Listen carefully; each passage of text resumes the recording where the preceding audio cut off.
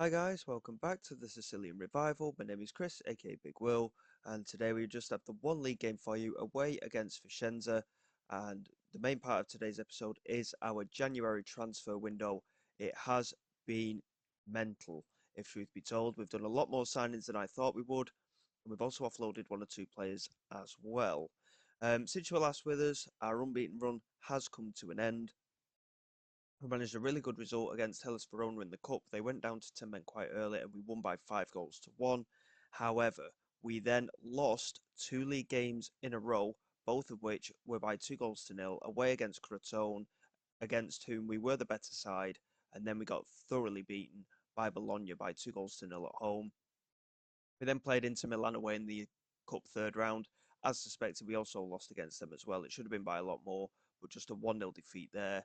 And since then, we've had a 3-0 win away at Ascoli and a 1-0 win at home against Salento. The game against Salento, by the way, we completely dominated, but it took us until the 88th minute to break the deadlock. It was a frustrating game, but we got there in the end. So, moving forward, we will have a look at our transfers. It has been completely ridiculous.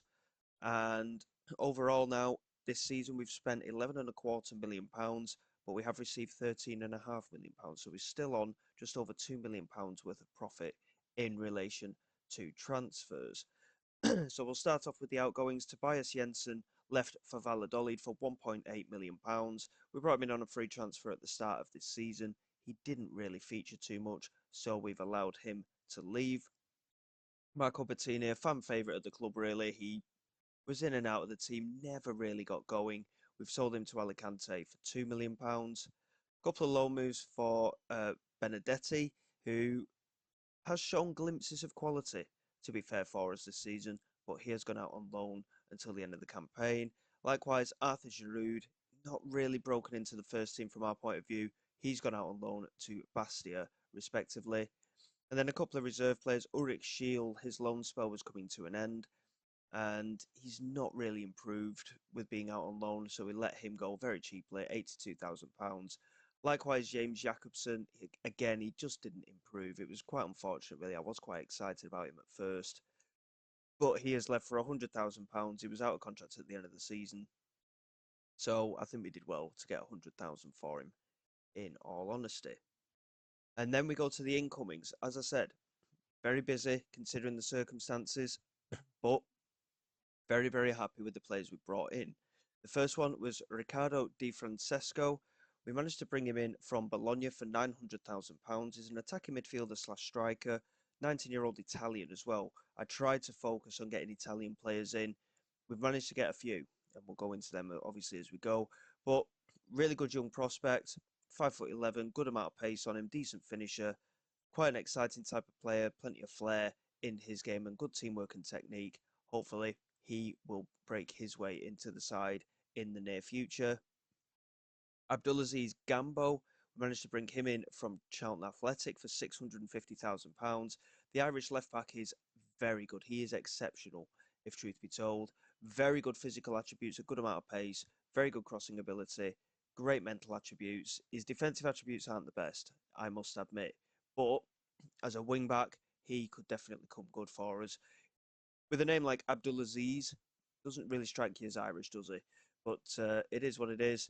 And if things don't work out, we will certainly make 3 or 4 times the amount of money than what we paid for him. So really happy to have brought him in. Alessandro Schiappi came in from Nacional from the Uruguayan League. Good young right back. We brought him in for £1.8 million. He's worth 2, 3 times that already. Really good young right back. Again, defensively, not necessarily the best, but really good physical and mental attributes. And again, at the age of 19, he will improve. So, again, a solid option for us in there at right back. A 20-year-old goalkeeper in the shape of Teddy Brune. 6'2", brought him in from Gingham for £1.2 million. He's worth there or thereabouts, double that. We brought him in as a backup goalkeeper. But I think, to be honest, if he progresses the way he is in training at the moment, he could end up challenging for a first team spot. And of course, we don't know how long Brazil will be here. He's 28 now, Brazil, and his best years are coming up ahead of him. And with Nunzianti in the squad as well, goalkeeping wise, we're looking very strong with that third option. John Solis became available on a free transfer. Again, solid option in central midfield, really good physical attributes, reasonable mental attributes, and good technical attributes as well. So, good all round midfield player, will come in when he's needed, and he can play not only in normal central midfield but that defensive role as well. So, good utility player to have in the midfield. Nicola Angeloni, another young right back, Italian, and 21 years of age, much better defensive attribute wise, and again, very good physicals and mental attributes. So brought him in for £1.2 million, and again, he's worth three times that already. You know, we're making money on these players. Very good positional player, good work rate, good determination. I think we've really landed on our feet once again with this lad, and we brought him in from Brescia, who are actually in Serie C. So I think we've done very well to bring him in. And lastly, on deadline day, we managed to confirm the deal for Andrea Molteni, a 20-year-old Italian defender. He's only 5'11", but he can also play in defensive midfield. £3 million we had to pay for him. He's our record signing from our rivals. And again, mental attributes very good, physical attributes very good, defensive attributes not too bad, not particularly good at heading, but of course he's not got the height advantage. So very excited to get him into the side. And then just to finish off, we managed to get a few players in and confirmed ready for next season. Three young Italian players once again. Giorgio Carlino, a young centre-back, joining on a free transfer at the end of the season, bringing him in from Spal. Whether he'll come good or not, I'm not too sure. But again, decent physical attributes, reasonable mental attributes, and okay defensively as well. Hopefully, he will come good. Vincenzo Cibillano, a young right back, can also play in right midfield. Again, brought him in for a free transfer at the end of the season. Decent attributes all round once again. Pretty decent defensively. Very good crossing ability as well. And he's a free kick taker also, so offers something a little bit different. And lastly, Simone Musto. Particularly excited about this lad. 20-year-old holding midfield player. 20 for determination, 18 for bravery. He's not going to be afraid to get stuck in games. Natural fitness is very good. Physicals outside of that, not particularly great, but he will improve. He's only 5'10". Passing ability and technique, second to not many at this level, especially. And hopefully, again, he will have a good time when he comes to the club. And again, respectively, we signed them from Catania, who are a Serie C side, and Modena, who are struggling in our league. So, really good setup for the coming years, I think. And Carstens also has agreed to move to Damac. He's going to be leaving for around £900,000. Again, decent bit of business. I thought he was leaving instantly, if truth be told, and that's why I moved for Molteni so quickly. But in the end, Molteni's coming and Carstens is still here until the end of the season. Brazil is currently out injured. He's going to be out for around 4 weeks. So Nunziante is going to deputise in goal for him. Teddy Brune, obviously, a suitable backup. And hopefully, we can go out there and get some good results in the forthcoming matches. Burdick is out for a couple of months as well, which is unfortunate. But again, we're looking pretty good at the moment. I think going into next season, I'm already thinking ahead. Left midfield is something that we definitely need to work on. Thiago Schmidt only in on loan. Uberti's not really got the quality at the moment. So certainly improvements required. So going into this game away against Vicenza, they're sat in 19th place. They've not had a particularly good season. We're still sat in second place. We're way behind Reggiana, who are still unbeaten in the league. Spezia are putting us under a good amount of pressure at the moment for that second promotion spot. And 4 point gap to Sutterol with a further 2 points to Verona, and so on and so forth to the chasing pack. So I'm just hoping we can go into this game and put a good performance in, if truth be told. Camden is going to get a rare opportunity for us today. He's still transfer listed and he is wanted by a couple of clubs just on loan. But so far, no one has come in to try and buy him. We've got the likes of Capecci and Di Francesco on the bench as well, should Camden not play particularly well. So we've got all the options there. Hopefully he can have a good game because obviously with Burdick out injured, that is going to be a permanent miss for us for a month or so. And a big opportunity for Nunziante in goal, I might add, to really establish himself in this starting 11. Hopefully he can have a good game today. And it's a game we should be winning. in the context of how the league is, it is a game that we should be winning. But hopefully, it will go that way, and there won't be too many shocks on the pitch for us. Sutterol, big game in theirs. Sutterol are playing Spezia, so it's a massive game near the other chasing teams for that second promotion spot that we currently hold. Sutterol currently 1-0 up against Spezia. Barry have taken the lead in their game as well. And and so far, Vicenza, one shot on target out of three. We haven't had an attempt on target at the moment, but we are certainly showing signs of being creative. Kumbedi hit into Higo. Swings it in toward that far post, and Schmidt was there, and it's well cleared. But Gambo picks it up and lays it back to Heusser. And now Higo again into Rahman. Tries to get it into the penalty area. There is Mamadou Ba. What a save that is from Pavli. He did superbly to keep that out. He had no right to be able to keep that out, if truth be told. Sutteron 2-0 up against Spezia now. And ours remains 0-0, but we've created a lot more opportunities. 3 times the amount of attempts at goal, but still just the 1 attempt on target. And unfortunately, that is the difference. Yao Oliveira with a swinging cross into Gioacchini, and there is the opening goal, and he wasn't even marked. Very poor defensively from our point of view. I mean, I don't know why VAR are checking it. He was clearly onside.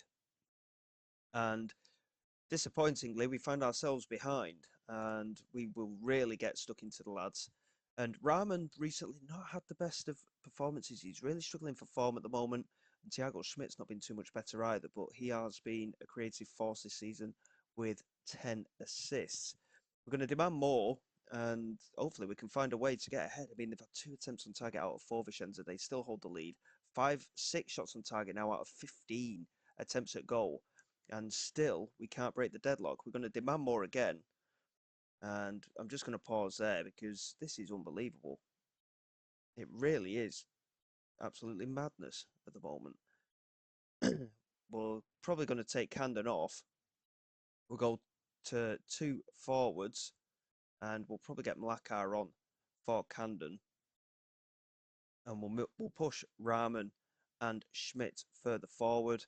And it's not something I particularly like to do a lot of the time, but we will try this, and we'll get Colisacco on for Higo and switch them 2 round.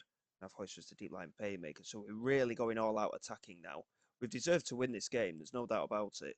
But again, we're just lacking that finishing touch, and it has shown once or twice in recent weeks, especially in those defeats, of course, that we have now suffered. We should be winning this game, to be quite honest.